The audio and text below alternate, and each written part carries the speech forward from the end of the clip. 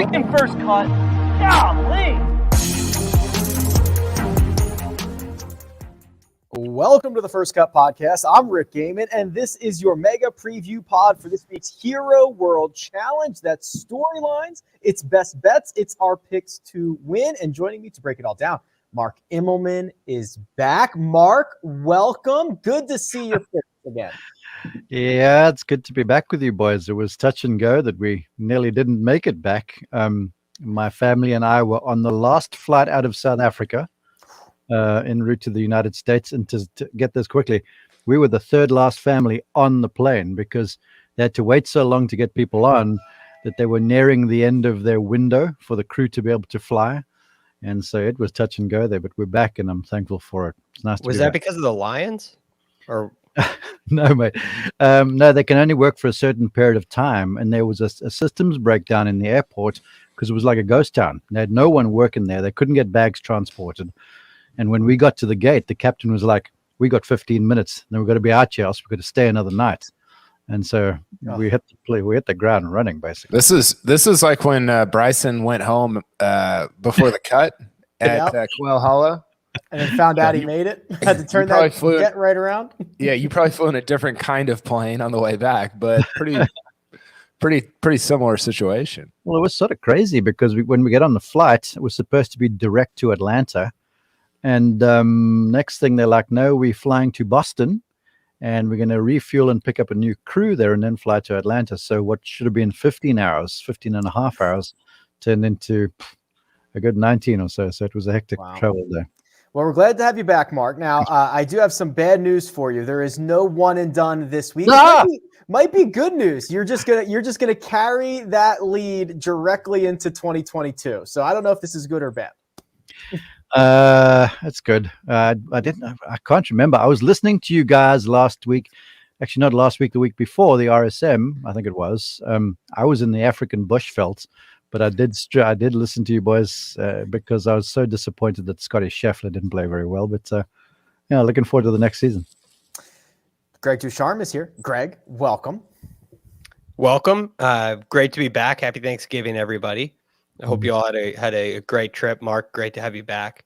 Excited for tonight's episode. There's a lot that happened in the world of golf today. A lot. So this should be a good one. Kyle Porter, KP, rounds out our foursome for the day. Kyle, good to see you, brother. If we run out of golf stuff to talk about, can we just move on to my Oklahoma State Cowboys getting into the college football playoff? Sure. There is so much about college football I'm going to need for you to get me up to speed on. The way these coaches just bounce, it's unbelievable. It's crazy.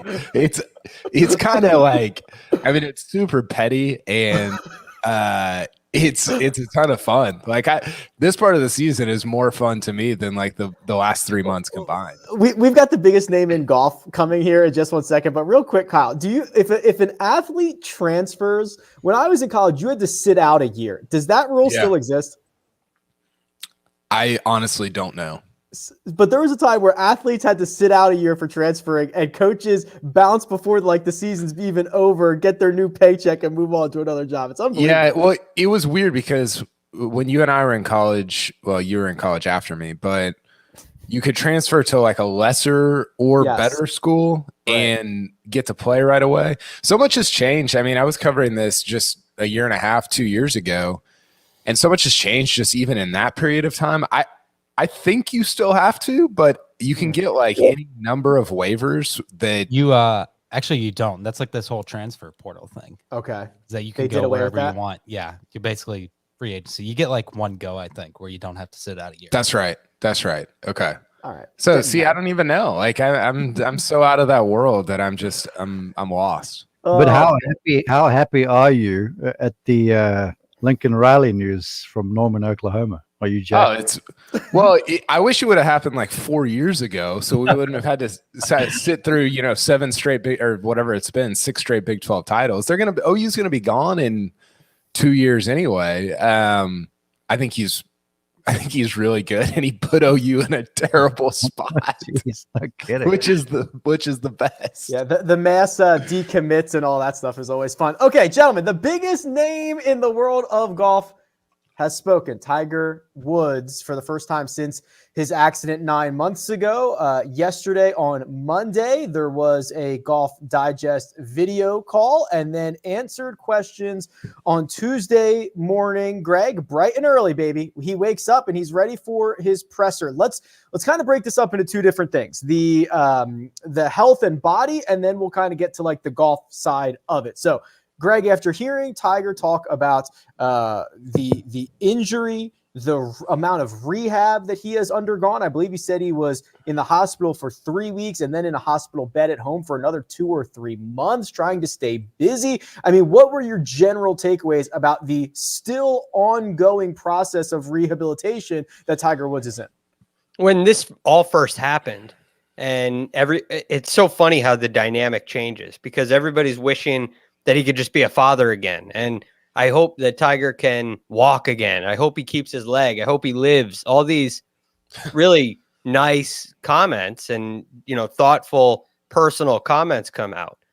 And today, that was the good news. The good news is we've seen Tiger now walk. We've seen him swing a golf club. We know he can be a father again. We know that he has both of his limbs, which, as we learned today, was not always going to be, that wasn't a given at a certain point. So, I mean, that was a big deal. He's gone through a lot of difficult rehab, as he said many times. And now we see him swing the club once, and all of a sudden he's at 35-1 to win the Masters. Right. But the reality of it is, if you listen to what he's saying, he's not really close to competing again. And he's not even halfway through the process. So I do think we need to settle our expectations. I'm not saying the four of us here, but the general public needs to settle and kind of pump the brakes here, because it's still going to be a while. We're not really close to him coming back and playing golf. But the good news is all those things that we had that we wished before when it first happened, and he can play with his kids again, that he can walk, that he is alive, and that he has all of his limbs. Though that's the good news of the day. And he seems to be in pretty good spirits as well, which is great. There are few people, Mark, that have probably gone through rehab as much as Tiger Woods has. He said, 5 back surgeries, another 5 surgeries in other places. He's almost like he is so aware of the process of some days you can push the body a little bit further than others. Some days you just have to say, let's stop it here.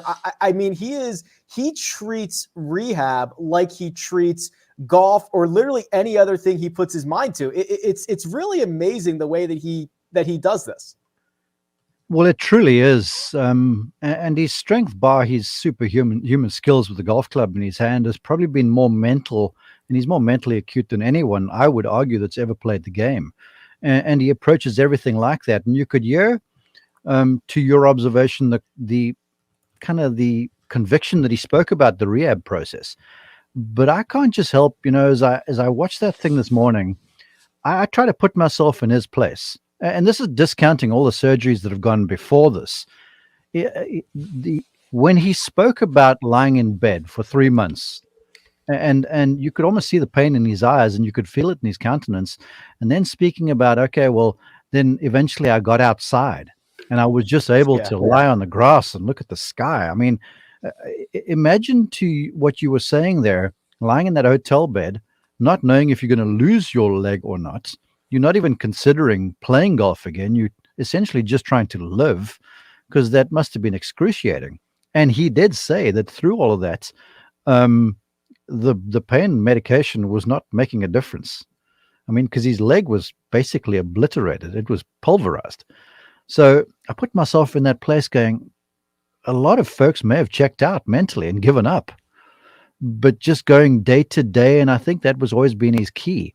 Tiger is always, when I've called him and I've watched him play, no matter how he was playing, it was always a shot-by-shot thing. Mm-hmm. And whether it was going good or bad, he was the master at staying right in the moment and allowing the thing to sort of come to him. And never over-trying. He always hit the right shot, it seemed like. And he's done the same thing now with this rehab process. But it's a long road, and you can hear him talk about it. And I feel for the human in him. Just putting the athlete aside, going through that pain is got to be excruciating, and having that 24/7, and then just almost learning to walk again. And then when they're breaking down scar tissue and stuff, and oh, good golly, I mean, this is unfathomable, I think, just for the regular golfer and even the athletes. If you had to speak to any athlete who's had any manner of surgery or injury like this, well, not even like this, I mean, this was almost life-threatening. They'd tell you that it's so hard, and he's going through something that's, I don't think anyone can really understand. The pain aspect of it, I think, is important, KP, because that is seemingly still ongoing. Literally, as he sits there, are you? I don't even know who asked the question or what the question was. Are you in pain right now? Yes, I am. My back, my back, my leg. So this is, and I think you were kind of alluding to some of this on Twitter, both today and yesterday. There's seemingly been a little shift around Tiger and the expectations that he has kind of put on himself, right? Yeah, I think so. Real quick to Mark's point, I thought it was I think this was a Golf Digest quote, the interview that he did with them, where he talked about like going outside and watching the birds for an hour. And it was so just like melancholy and kind of like haunting, but also kind of sweet at the same time. I don't know. It was just like some of those quotes were kind of surreal to hear one of the best athletes of all time say out loud. And then in terms of future expectations, you know, for him, I mean, listen, like he shows up to Torrey in 2008. How old was he then, Mark? 32? That's your that's your area of expertise, bro. Yeah, he'll be 46 next month, so minus 13, 33. 32, 33. Yeah. He's got a broken leg and a torn ACL, and he's like, my expectation is to play competitively. Right. And we didn't know about the injuries at the time. So all that to say, like, he's never been somebody to really lower expectations of himself, publicly or privately. Privately, he was saying, I'm going to win the U.S. Open. And publicly, he was, you know, kind of giving the boilerplate speech. And yet, over the last 2 days, I don't want to read too far between the lines, but he's basically waving the white flag, right? At least when it comes to winning majors and really even winning at all. You know, I was struck by how he kind of said, like, even if I could get my leg to the point where I could potentially play again, I don't even really know if I want to. He said something like, I don't have he was talking about playing a full schedule, playing on tour again, like a lot. He's like, I don't really have any desire to do that. The thing that's been obscured by all of this is the fact that his back got operated on in January, right? That's like an issue in and of itself. That's a major issue in and of itself. You combine it with the leg, and I don't know, man. He talks about, you know, winning my last major. Like I think it's foolish to kind of look at where he's at and what he said over the last couple of days and think, oh yeah, Tiger's he's probably gonna win another major. He can be competitive at majors for the next few years. It's just, I don't know, like the way he said what he said, that's just not reality. You know, Carl, I'm so glad you said that, because you do a great job on social about posting clips from the press transcripts. And I heard that statement. I got that last major, and I rewound it and I listened again, so I made sure I had the vernacular appropriate.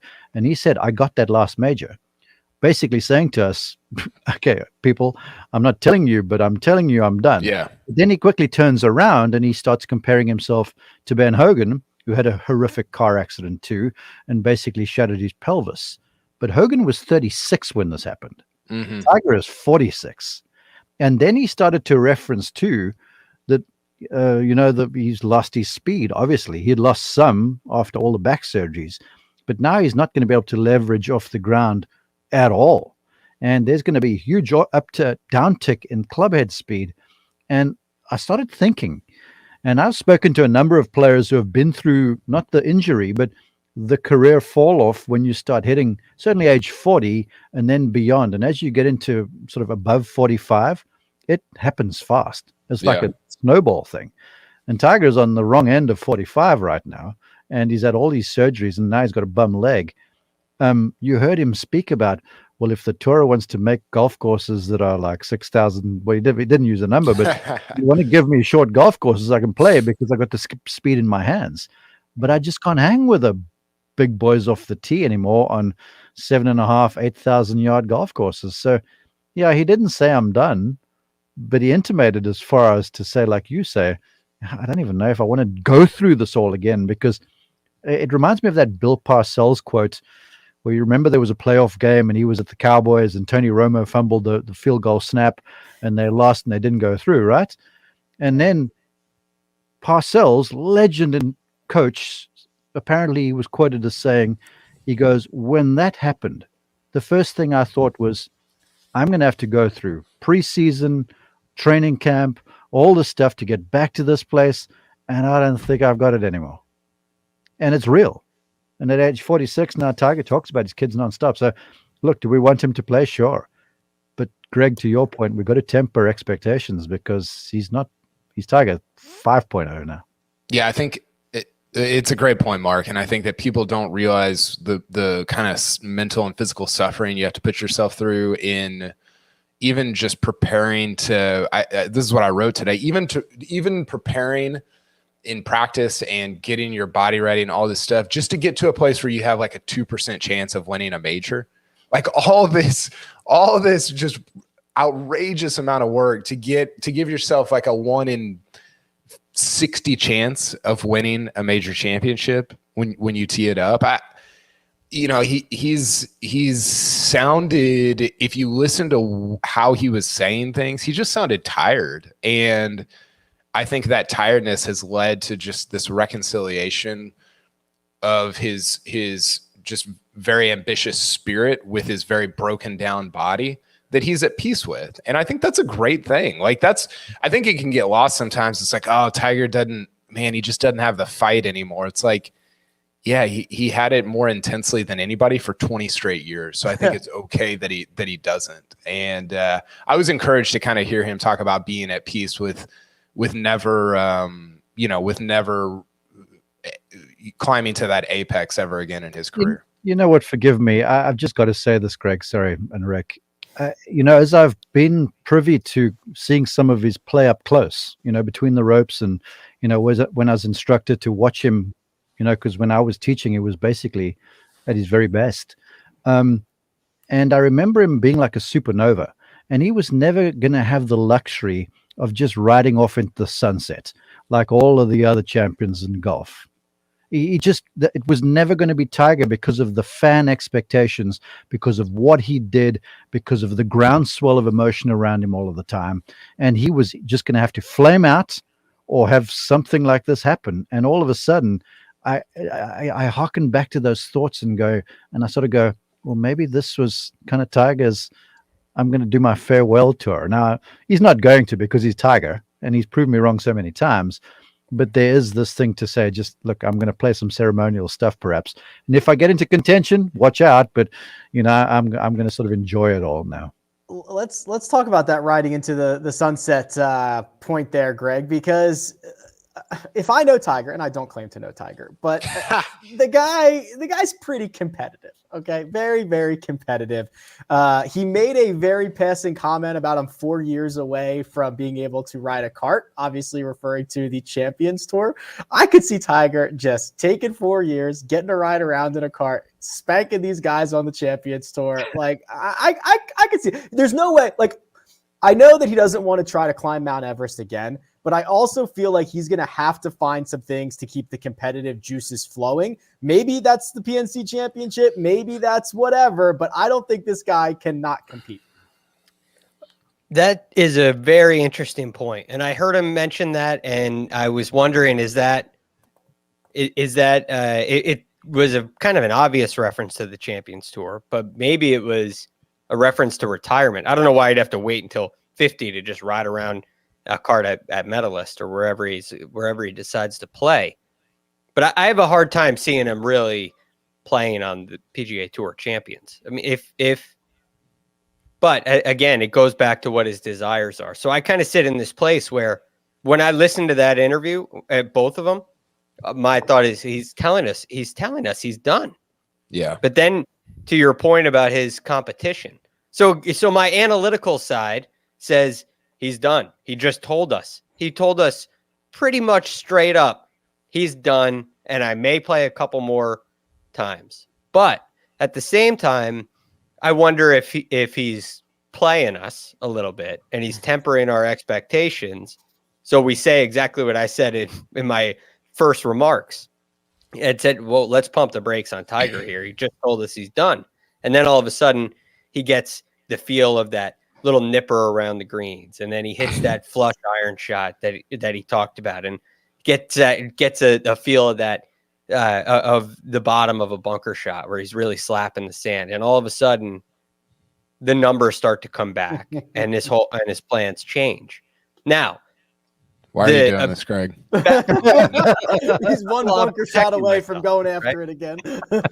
This is the golf junkie in us. And I know this feeling where all of a sudden you play one round and you hit that one shot and you just can't get enough and you can't stop thinking about it. And all of a sudden your plans change. But again, can his body support that? I mean, in 2018, we can't forget in 2018 when he talked, my favorite part of the interview was when he talked about what he did, the journey going back, finding out that, okay, I can play. Okay, I'm shooting in the 60s.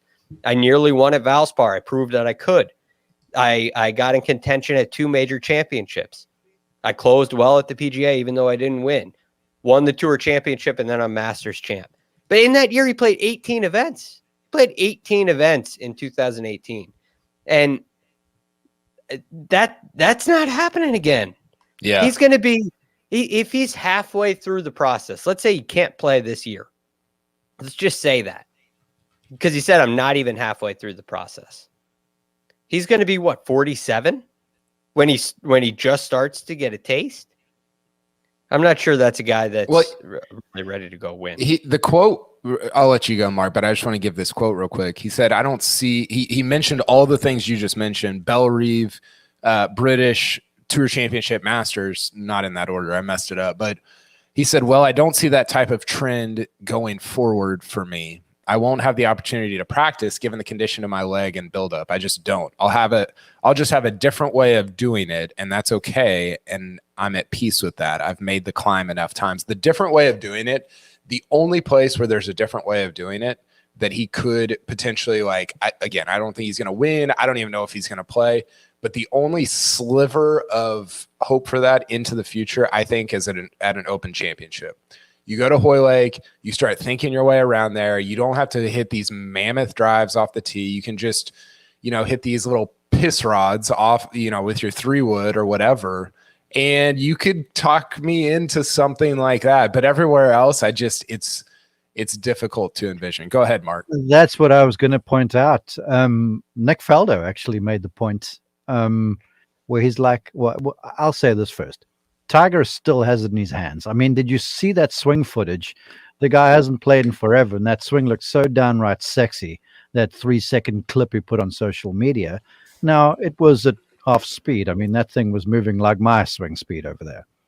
And if he gets to a place where the ball will run out, then he can do it. My concern, he's got it in the hands. He'll never lose that. He's Tiger freaking Woods for goodness sake. But when you got to walk 4 rounds around a place, let's even discount Augusta National, which the walk is next to impossible, even if you're in good shape. He's on a bum wheel, 5 back surgeries. Good Lord, that's going to be superhuman just to pull that off. Now, if we get to a flattish place and he can, Epsom salts bath himself every evening and get a little adrenaline going and that sort of stuff, maybe. But to me, and I'm borrowing this from Nick Faldo. Faldo's like, easy, people. He's got to walk 4 rounds before he starts competing 4 rounds.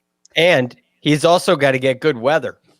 Remember what happened in 2018? So an Open Championship, it's great that it's flat. It's great that it can get really firm and bouncy and doesn't always play very long.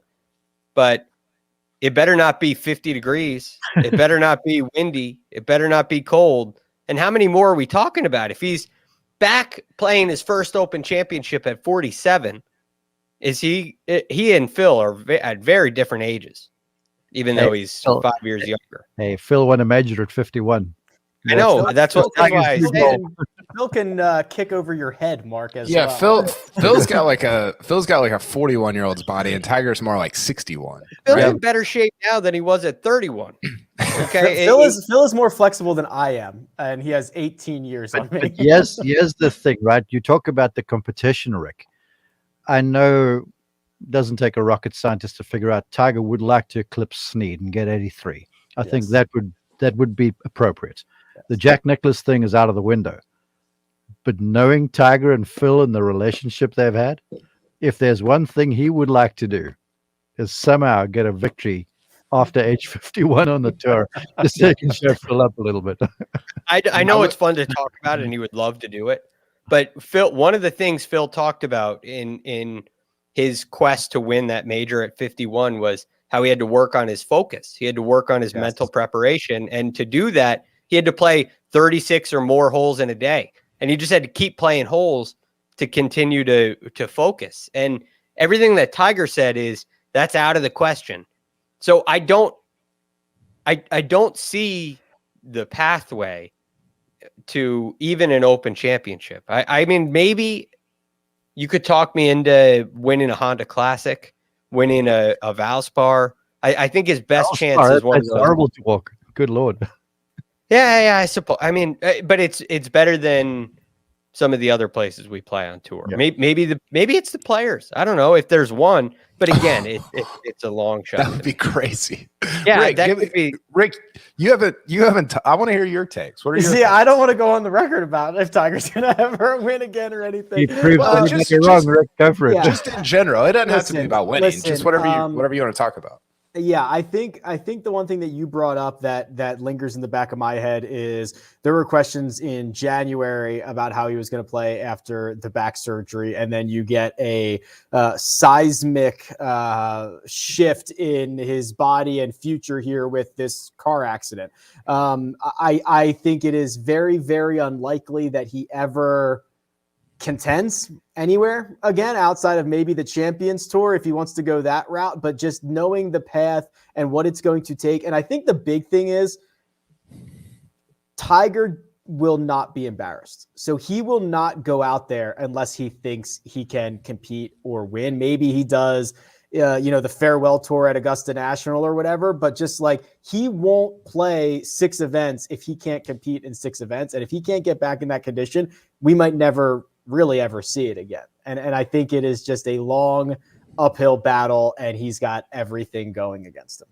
I still think he should have retired after the 2019 Masters. On the spot. Just that's it. Like that's the best that I can do. And yeah, it's interesting because people keep bringing up like, hey, we've been here before. Tiger in whatever it was, 2016, 17, said at the Hero World at Albany, he said, everything after this is just gravy. Remember that not weird, but it was like a very, sobering press conference of like, wow, Tiger doesn't look great. He clearly doesn't feel great. And I think the difference this time is like he hadn't had the spinal fusion yet that kind of fixed or band-aided his body. He was still like he hadn't gotten to a place that he eventually would get to.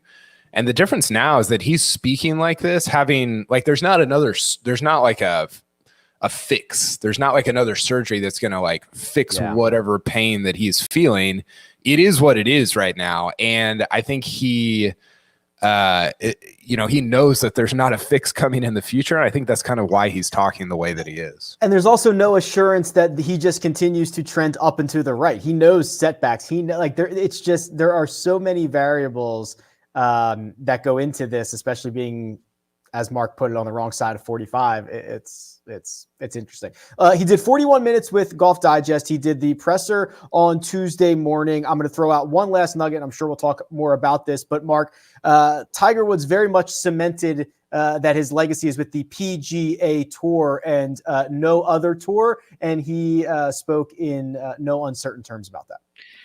Yeah, you know what? He was typical Tiger to me in the press room, a little bit more endearing than what I've seen him in the past, because typically he can be quite curt and he sort of speaks in sound bites a lot of the time, but he was very conversational. But when certain questions were asked, he sort of just brushed them aside. like he used to do. But when they asked about these rival leagues, he came out and effectively put the dagger in them both. Now, I said this off the air, and when he said this, he spoke of his legacy was with the tour and the history of it all, and he was firmly behind the tour. And then he recognized Jay Monahan as well, who's taken a bunch of grief from a lot of ports through this whole debacle. Tiger goes, I'm a PGA Tour guy. Now, when Rory McIlroy does that, it's a big deal. When John Rahm did it recently, it's a pretty big deal. World's #1 player. But when Tiger sits here and goes, nah, I'm with the tour on this, that is a huge deal. And I'm wondering, because of the voice that he has, when his contemporaries and the folks that look up to him, the Justin Thomases, this sort of crowd of the world, when they hear Woods speaking in this fashion, they suddenly go, oh boy, am I going to be the guy who just goes for the fat paycheck, or I'm going to be the guy who plays for the legacy of it all? So this was, I think, of all the stuff he said today, that PGL quip of his was comfortably one of the top 3 most important. It helps when the fat paycheck exists on the PGA Tour as well. Yeah.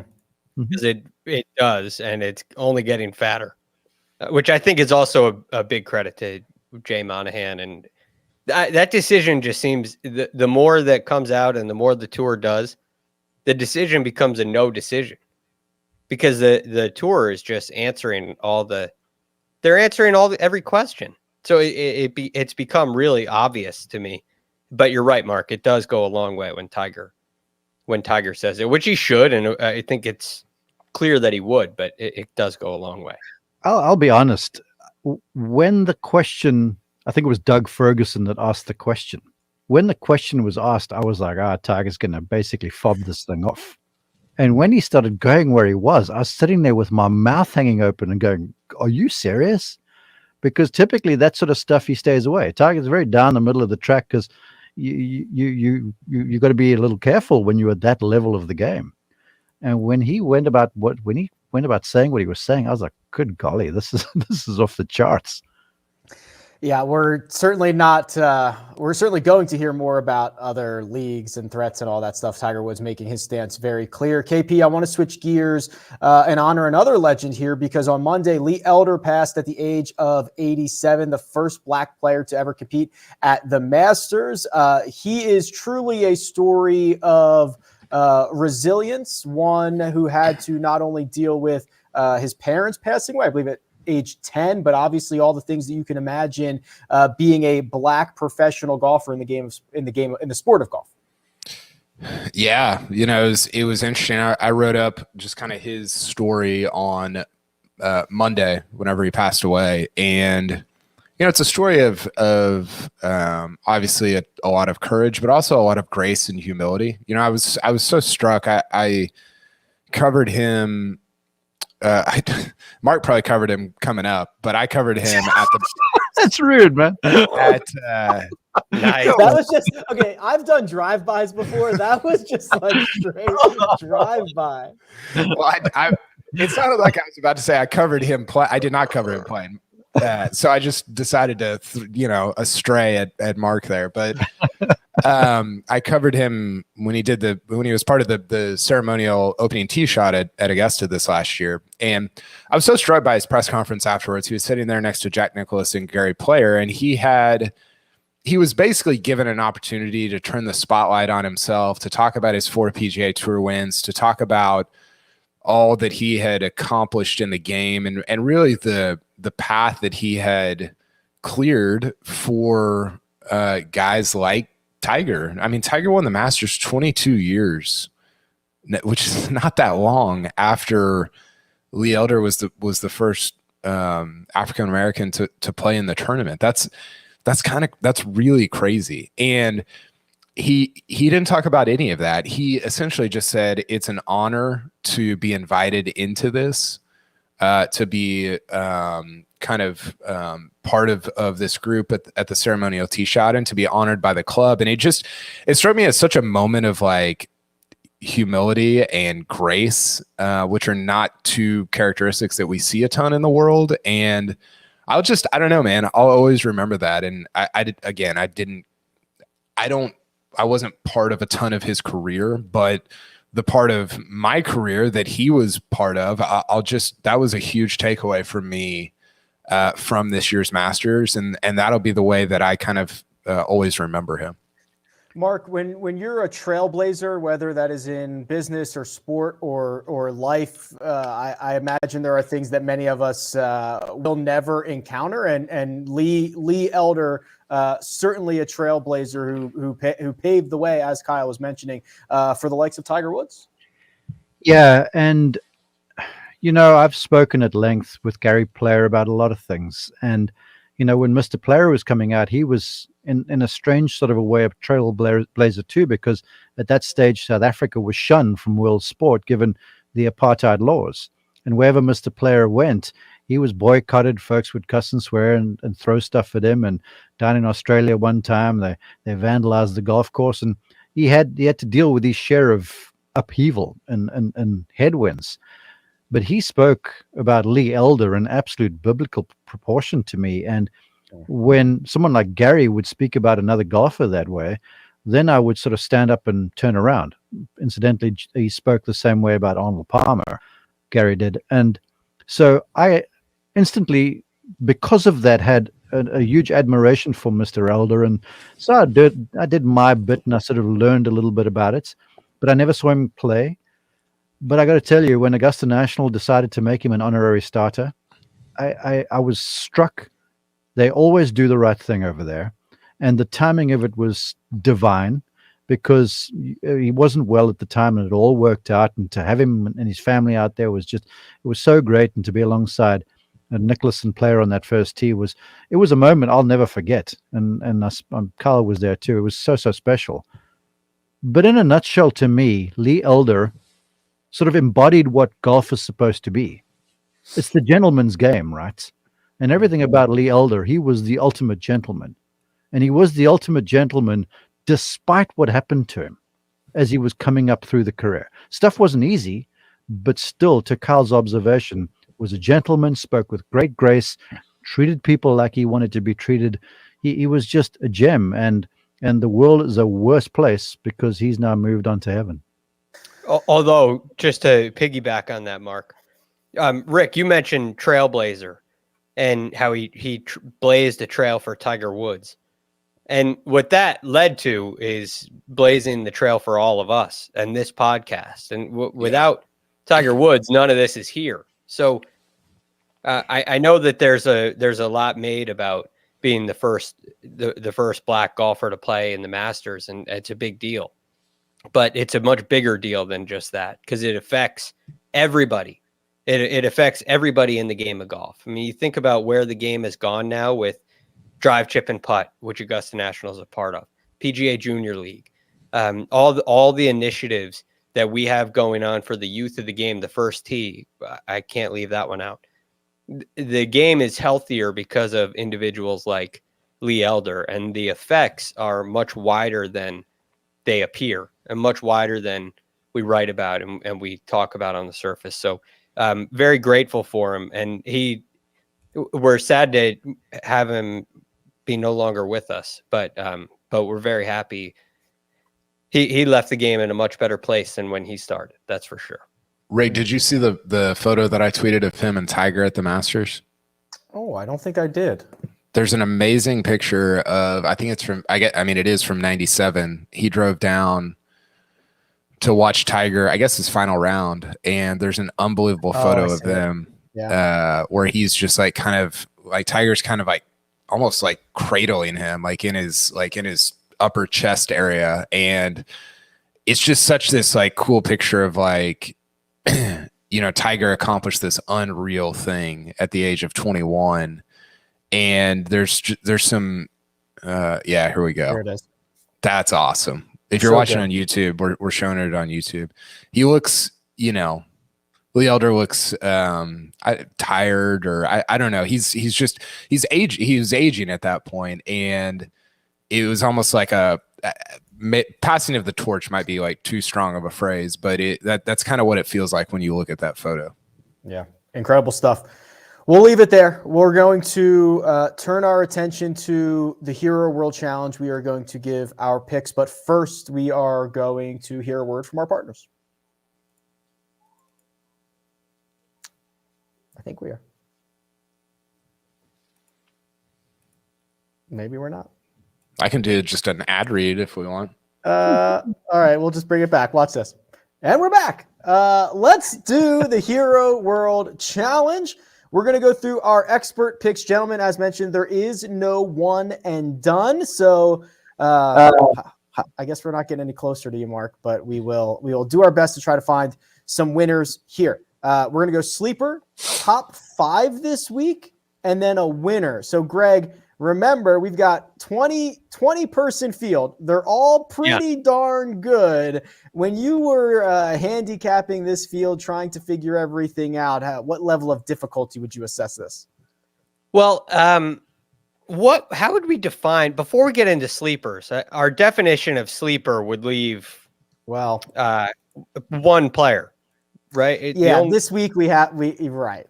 So are we setting a boundary line here, in altercation to the term sleeper this week? I would argue if you picked anybody in the bottom third, so like the bottom 7 guys of the odds, you found yourself a sleeper. Obviously, they're going to be 18-1 or something like that. Right. So we could say it's plus 2,000. Sure. Plus 2,000. Anything in the twos, I'll call a sleeper. And if you disagree or had a different idea, that's okay. But that's where I'm drawing this line. And I would have to say the guys in this category are now Webb Simpson, Brooks Koepka, Matt Fitzpatrick, Patrick Reed. I'm sorry. Matt Fitzpatrick. You buddies with him? I like Pat. Pat Reed. Justin Rose, Tyrrell Hatton, Harris English, and Henrik Stenson. And looking at that group, there's one guy that sticks out to me, likely because he's just really fresh on the top of my mind, and it'd be Brooks Koepka. We never get the opportunity to call him a sleeper, but I liked what I saw out of Brooks's game at the match. I don't know how much you can take from an expected 12-hole match against one individual. But the thing I liked to see the shot shape Brooks Koepka had. His ball was starting on line. He had control of his golf ball tee to green. And he rolled it really nicely as well. And that could go a long way. And I'm wondering if the comments that we heard earlier in the year that I was a little early on about being a range rat, really putting some work into the game, if he's motivated this year, we're going to see a different Brooks Koepka. I do think it could be a great golf course for him. Looking at the past winners here at Albany, they are pretty much elite iron players. That seems to be at least the majority of them. Even the guys that come in second are elite iron players. Brooks this past year wasn't necessarily an elite iron player, but when he's won in major championships that he's won, and in those seasons, he's been very, very good with his iron play and often the best in the field. So I wonder if we're going to start to see a little more of that out of Brooks. And for that reason, he would be my sleeper. Brooks Koepka for Greg. KP, I think there's 2 types of players this week. Those who are there to hoist a trophy and those who might just be enjoying a little bit of a end-of-year vacation. Not sure where they all fall. I could make my guesses, but that's how I've kind of assessed this, and I wonder if you've done the same as you've tried to find your sleeper. Yeah, I think once you get going, everybody's super competitive. I think it's more about what have you been doing for the last month, maybe. I'm curious if you can tell me, Rick, because my sleeper is the guy who's second in this field since January 1 in terms of strokes gained overall. Do you know who that is? Well, I in the outline, so I definitely know who your sleeper is, but I did know this about said golfer. And actually, I'll add another bit of context. He has gained strokes on approach every single event that he has played since Pebble Beach. Every single time. And he's also second on the year to a different guy in strokes gained on approach. So we're talking about Daniel Berger. Only Spieth has a better strokes gained number overall, and only Colin Morikawa has a better strokes gained approach number in 2021. He really, I was going back through numbers this year, and he's had kind of a low-key great year. You know, he doesn't have he only has one win, and he doesn't have a lot of those top 3 appearances, but he's got like 8 top 10s in just 19 starts, and his statistics are just tremendous. So I like his game also at this course because he's really good around the greens. And it's a place where remember Tiger chipping here a couple of years ago is just like tough to watch. And a lot of guys have talked about, if you miss these greens, there's some really difficult spots to get up and down. That's what kind of pushed me away from somebody like a Victor Hovland. So yeah, I like Berger this week a lot. Daniel Berger, 18-1, according to our friends over at Caesars. I'm going with Matt Fitzpatrick, 22-1. He has played 24 times this year. He has earned a top 20 in 8 of them, 8 out of 24, a third of them, always near the top of the leaderboard, which leaves you, Mark, with a sleeper, and you are going with one who is very familiar with this golf course. Yeah, homeboy, although he's moved back to the UK, he told me when I spoke with him recently. And just to put a bow on Berger, it was on this very show that, remember, he was sort of the lockdown player of the year kind of thing. He won Colonial and he won at Pebble, and there were arguments made that at the time he was comfortably one of the top players in the world, the way he was playing. If I remember correctly, Kyle had him in his power rankings, and everyone shredded him for it. Yeah, I got destroyed for that, and you guys can all, you know what? Yeah, you were closer to right than wrong. Yeah, I'm acknowledging you, and he's good around you because the grass that they play on, he's a fantastic chipper off Bermuda in that spiny sort of strong grass. But I'm going with Justin Rose. The form has been encouraging. I watched him closely there. He fell off. I had him for a few holes at the Travelers on Saturday afternoon, but he's working with Foley again. It looks like the golf swing's coming into good order, and he's playing at a place that was his home course. He had, I think, 3 top 5s around here in this event. So I have a sense that Rose might get a little home course vibes going on and continue some good play. Justin Rose for Mark. Brooks Koepka for Greg. Kyle is straight vibing with Daniel Berger. I'll take Matt Fitzpatrick, which now we go to a top 5 here, Greg. So this you got to beat, 75% of the field to get yourself into the top 5 for this week. Have you found us someone who will accomplish that goal? Yes. And look, you mentioned this right off the top. There are some guys that are here to really compete and they're preparing for it, and it means a lot to them. There are other players where it's the end of the year vacation, as you said, Rick. So one player who I think will finish in the top 5 is one of the best players in the world, if not one of the hottest players in the world. And I believe he has a lot of motivation this week because he hasn't been invited to this kind of thing before, and he wants to prove that he really belongs here. Yeah, Sammy Burns. So I think there's really high strokes gain motivation going on for him. I also have noticed that in the last 2 years. What is strokes gain motivation? Like strokes gain motivation? Oh, yeah. Yeah. Oh, okay. Gotcha. Yeah. It's like Webb Simpson, strokes gained, attitude. I'll add the punctuation in there next time. But I think there's a really high motivation factor for him. And his iron play has become a real strength of his game. He's 4th so far in 2022 in strokes gained, approach the green. Last year he was 30th. approach green. Please say colon. I'm thinking of other stuff when you say colon. Colon. Okay, colon. Thank you. I'm thinking of that commercial on TV. Come on, Greg. Oh, boy. So, but this year he's played 4 events on the PGA Tour in 2021 in this wraparound season. He has a win. He has a tied 5th. He has a tied 7th. And his worst event of the year is a tied 14th. So he's in great form. And again, I think his skill set will really suit the venue. Top 5, Sam Burns. Plus 230 for Sam Burns to finish inside the top 5. Let's shake up the order. I'll go with Xander Schauffele, plus 188. You get him in a no-cut event. He's got no flaws. I believe he's locked and loaded, motivated, ready to go at Albany. And Mark, will go to you next. Your pick to finish inside the top 5, please. He's finished runner-up here before. One of his 2 PGA Tour wins has been outside of the contiguous US. And if you've been paying attention to social media, Boyd Summeray's his coach, has been with him out there in Silver Rock, and he's been dusting up John Rahm pretty badly. Shot 59 the other day and did so at a canter. Tony Finau, I mean, the guy looks sensational in practice.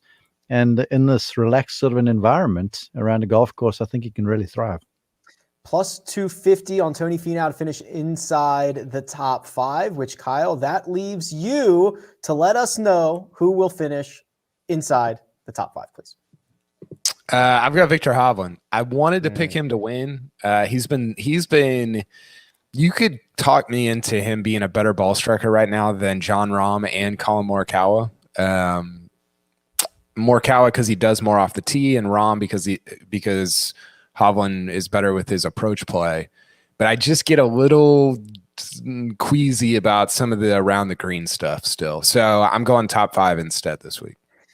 If he were to win, Kyle, he would be amassing quite a animal trophy collection. Oh, so, I didn't even think about this. 2 iguanas. 2 iguanas, and then the tiger holding the Globe trophy here. He just needs like pretty strong start. The Trophy Hassan Hawk from the European Tour. Hey, wait, settle down, boys. It's not an iguana. That thing is a chameleon. Oh, yeah, that makes more sense because it's El Chameleon. It's a chameleon, Kyle. My animal knowledge is just very subpar. All my kids are telling me animal facts all the time, and I'm like, where did you learn that? Like, how do you know that? And I don't. So it's a tough scene. A chameleon is technically it's not an iguana, but it is a highly specialized lizard, according to Wikipedia, which, as we know, is always correct. It's gospel. Jacob. So are you telling me he's a lock to win the John Deere Classic too? Because that's got the deer. Oh yeah, I mean, there might be a mantle full of animal trophies. Is this the next? That's a man cave. The next Caps Lock Slam is just actually Animal Trophy Slam. Yeah, I'm in for that. We coined that. Have we forgotten any? The Valspar. Watch out for him at the Valspar. Well, the Valspar is just a paintbrush, right? Isn't it the snake? Oh no, that's just a trophy there. Yeah. Was it ever? They updated the Valspar one. My fault. Sanderson. Oh yeah, Sanderson, the rooster or whatever. Yeah. Okay. All right. So he's got a couple more. Picks to win. That is where we are, and this always ends horribly for us because 3 of us have the same golfer here, and it never works out. So we will go with the lone wolf, which is you. Oh, Jacob, which is you, sir, Mr. Immelman, the lone wolf. Your pick to win for this week. Oh, yeah, I'm the lone wolf. I'm going with a dude who I think is going to get the baby bump this week. Great iron player, as Kyle points out. And I just have to say this before I share my pick. Bet against Rory McIlroy at your own peril. Just saying. The way he's beginning to play, watch out. And he's hooked up with Bannon again. I see really good, big things on his horizon. But I'm going with Jordan Spieth. New baby in the household. I'm sure the mood is light. He's got that way about him. He's played pretty well around you before. I just like Spieth, especially in the wind and off this ground. If you want to talk about a guy who is a wizard with a wedge off tough lies, is Jordan Spieth. And so if you miss a few greens, he's your guy. So I'm going with Spieth. 12-1, Jordan Spieth to win this week's Hero World Challenge, which leaves myself, Kyle, and Greg with the same golfer. Greg, stage is yours first. Have at it. Not good. Okay. I never like this. Makes me feel very uneasy. Yeah. It almost makes me want to change my mind. But I'm going to stick with it because no, I don't. Because it's worse to change. It's worse to change, and then he wins. It's way worse, and I don't want to lead anybody down the wrong path here. But it's Justin Thomas, right? I mean, it's very clear to me, which is also dangerous. But I mean, he's finished. He had a nice Ryder Cup, tied 18th at the CJ Cup, 3rd at the Worldwide Technology Championship at Mayakoba, which you could argue he should have won that tournament. So he's played some really good golf so far this year, and he is also the second best iron player in the game. And I think the iron players do really well here. And that's the area of strength we're really looking for. And Morikawa is the favorite, and he's coming off of a win, and Morikawa may win, but I think Justin Thomas is right there, and I think he's a little extra hungry because of his good pal Tiger kind of coming out, which I think goes to the inspiration or the strokes gain colon. That's better. Yeah, motivation. Motivation. I was going to say inspiration. Morikawa can go to number 1 in the world this week. Right, I was surprised by that because I thought I saw sweet. 2 weeks ago he couldn't, but yes, I guess with the strength of field this week he could get it done, which would be interesting. With a win and only a win, I think. Is that right? I think so. Yeah. Well, 19 other golfers he's got to beat out. KP, I obviously agree with everything that Greg said. The other thing that I think is noteworthy about Justin Thomas is he's a good foreshadower. You see his wins coming. And I believe he is telling us right now that a win is imminent now that he's gaining multiple strokes on approach in like 6 consecutive events. A lot of it's going to come down to the putter, but this is what he does before he eventually wins. Yeah, his tee to green stuff's been awesome, and his putting has been so bad, right? I mean, we talked about this. I think it was after the CJ Cup, maybe, but it's been so erratic since the Players Championship, essentially. And every time I think it's going to get better, it doesn't. Greg's right, though. Second best iron. I just looked at all-time strokes gained colon approach shots. And Morikawa is 1.04. This is career.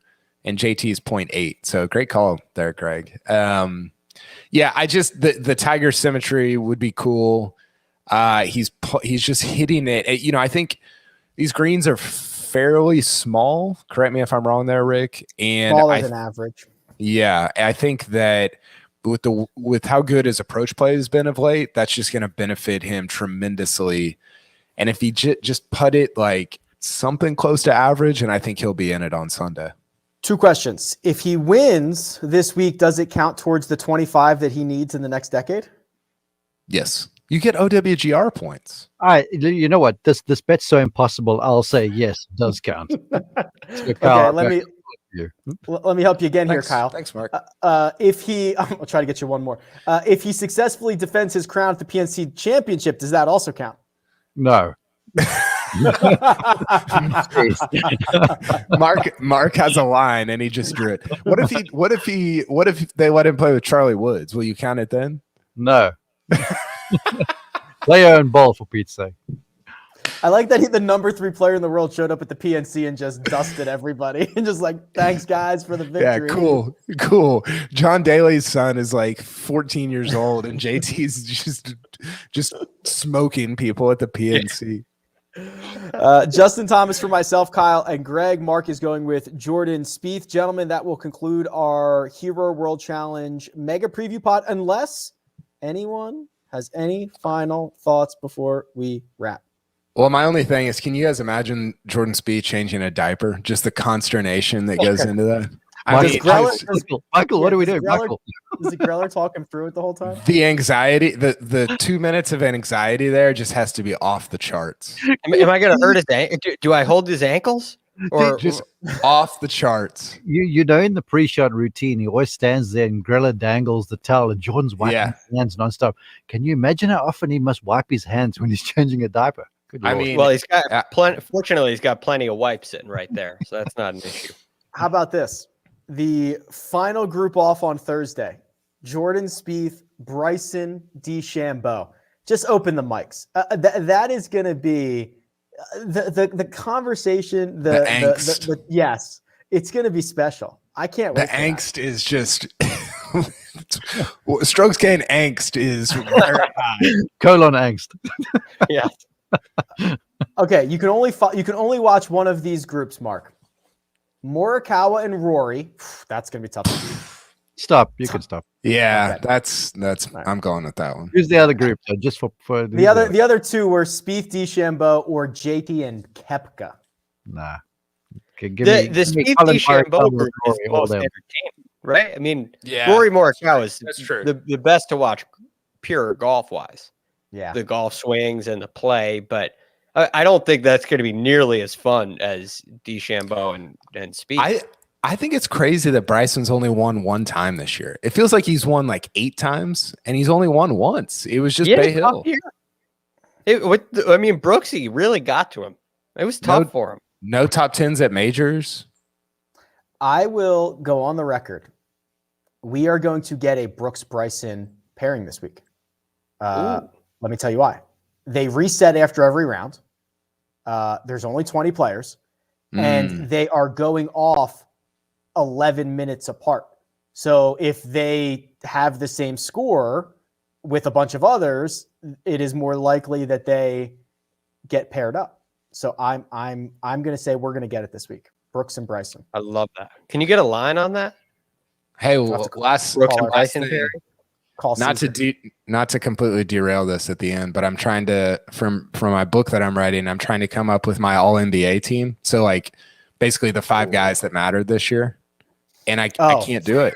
I did not say that. I thought you were picking guys to the best 5 best basketball players. No. Okay. That would just be like DJ and Gary Woodland playing 2-on-5, basically. Yeah, Tony Finau, I guess, was probably pretty good. So the 2 locks are Rahm and Morikawa. And this is relevant to the hero because I think it's a lot of the guys that have been awesome all year. So Rahm and Morikawa are on the team. Spieth is on the team. And I can't figure out the last 2. Why is Spieth on the team?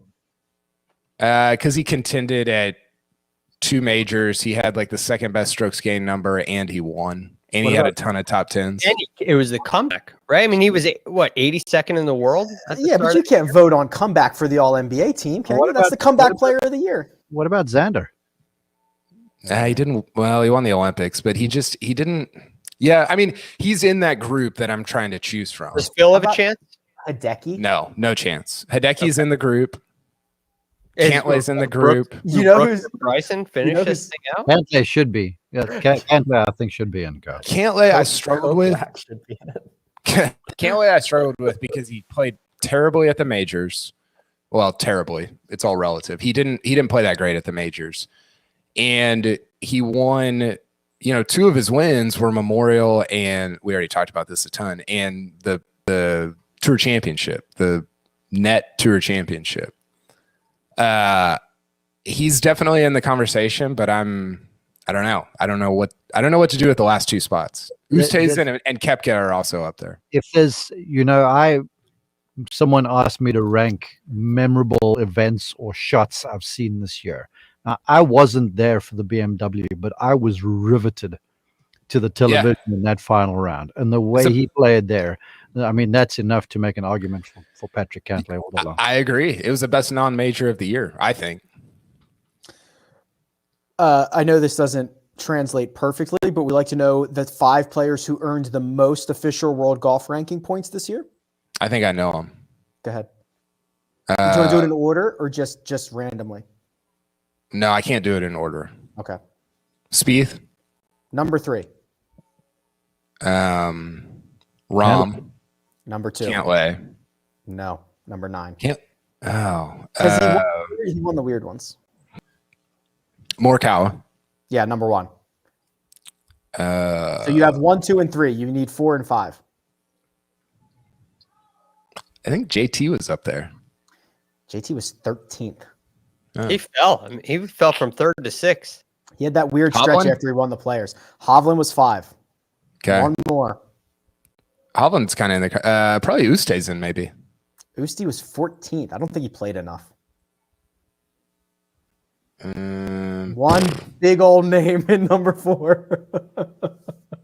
Had a baby this year. No. Rahm. Just one 2 weeks ago. 3 weeks ago. Kokrak? Rory McIlroy. Oh. Yeah, because he had 2 victories. Oh.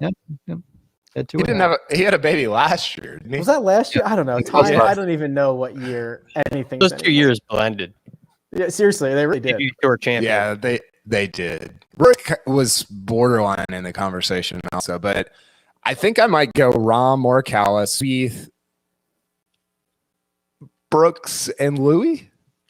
Brooks. Brooks was great this year. He had 3 top 10s at majors. He won. He was low key pretty good. He won one time, boss. Yeah, but who won more than that? Candler.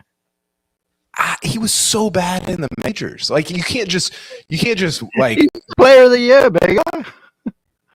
Well, but that was the season, right? I'm just talking about 2021. I mean, Harris English won twice and won a Ryder Cup. Goal there. Yeah, that was a good goal too. He's pretty bad in the middle of season, though. Yeah, there was a lot of weird years for guys. Well, it's your book. You write it. We'll read it. I think the 4 of us and Jacob could take on that team on the court. Just saying.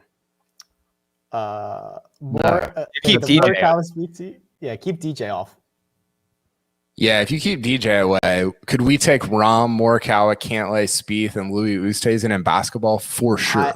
I would. Yeah. Yeah, I'd have to cover Morikawa. You fools haven't seen me dribble a basketball. It doesn't matter. Can you imagine? Maybe we bring coach in. Oosthuizen and Cantlay trying to run a high pick and roll? That's not happening. Easy. Hold on, real quick. I've got to get out of here. But David in the chat said very specifically, Rahm would bully Greg. that would happen. Which is true. But Greg's got great Nerf basketball skills. Yeah. I mean, I thrive on speed. We have completely different styles. I'm much more of a finesse player than John Rahm. This would be like when Shaq used to just dunk on fools in the early 2000s. Just hang on them. Amazing. All right. I mean, I'd hope that we'd keep him out of the paint. We could play a little zone. I mean, we'd come up with a strategy here. Yeah. You wouldn't let me go one-on-one with John Rahm. No, we would not. You're right. We would not. On that note, thank you all. Producer Jacob does all the hard work behind the scenes. That right there, Mark Immelman. You can find him at Mark_Immelman. Greg DuCharme would not be bullied by John Rahm at The Real GFD. Kyle Porter at Kyle Porter CBS. And you can find me at Rick Run Good. This has been The First Cut, and we'll catch you next time.